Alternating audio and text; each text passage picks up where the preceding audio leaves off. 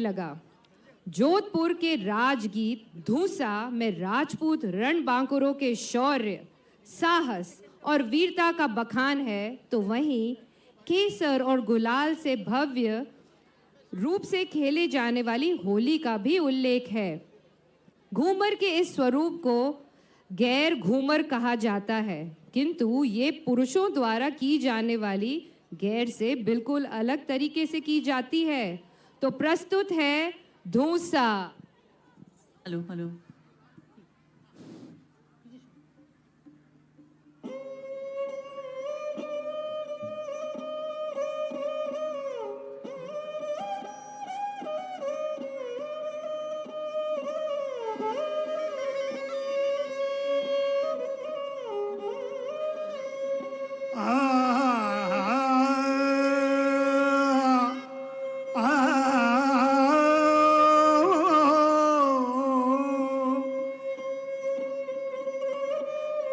सब भूपर के भूप और सब भूपों सिरताज, करोड़ों जुगों तक राज करे श्री गजय सिंह महाराज।